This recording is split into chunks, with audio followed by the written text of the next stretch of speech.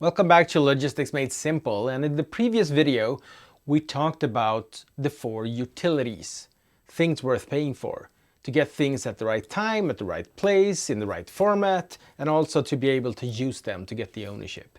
Now these 4 utilities are the basis for most business models when we look at third-party actors in supply chains, or distributors, or whatever we want to call them. And we can talk about what these companies do by going deeper into a number of gaps between suppliers and their customers. Now, these gaps are 5 in number. And the first one is distance. Now, things are produced in one location, maybe in one country, and the market is somewhere else, in another country or another continent. So there is a need, in order to meet the time and space utility, there is a need to move stuff from the factory in Brazil to the customers in France, for instance. And if there is a need to move that, that's a business model. Someone can get paid to move stuff because we have a gap between production and consumption of something that's expressed in geographical distance. A factory produces stuff in really large quantities, most likely.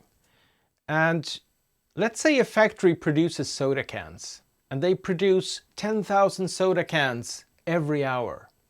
I don't know about you, but I don't drink 10,000 soda cans in an hour. The factory needs to produce a large quantity because that's economies of scale, something we will come to in future videos.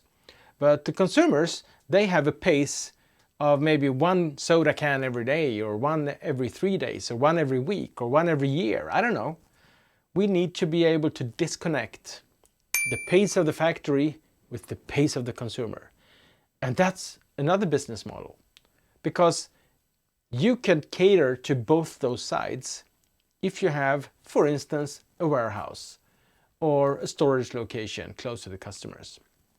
That means that you can take 10,000 soda cans in one batch, and you can sell them one at a time to the customers.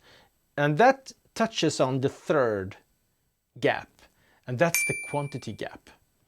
Because yes, the factory produces 10,000 soda cans an hour, whereas me as a customer, I only consume once every week, maybe.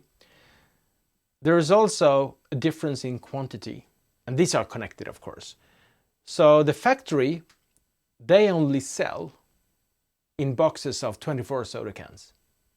And if you ship it across the planet, you might have a smallest possible batch that you can order being 1 pallet, which is hundreds of soda cans in one batch.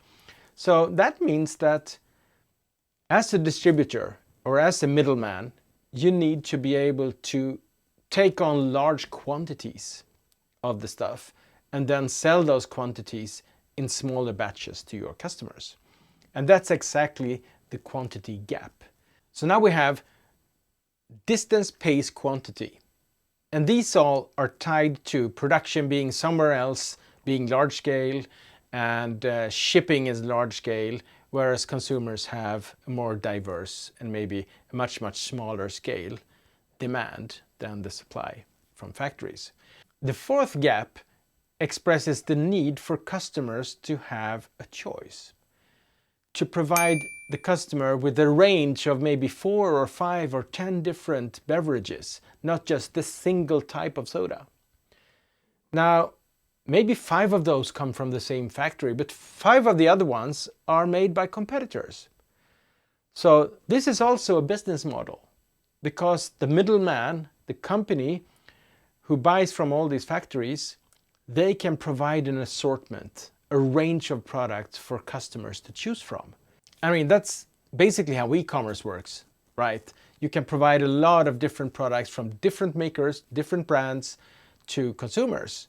And the more digital you go here, the more you can provide, the wider the assortment you can provide, because you don't have to store everything in the same place. The fifth one is a bit of a special one, because that requires the middleman to do some things to the products before they are delivered. Let's say your company is selling pipes to another company. Now you get pipes in 6-meter lengths in your company, but your customers, they want them chopped up into 1 meter. Now it doesn't make sense for you to do that and to keep the 1 meter variants in store, because you can keep the 6 meters, and then once you have a customer ordering 6 1-meter pieces, you chop it up and you send it to them. So what you can do is you can buy one component, which is 6-meter pipes, and then you can sell it in different lengths depending on what the customer wants. So you have the ability to create variants.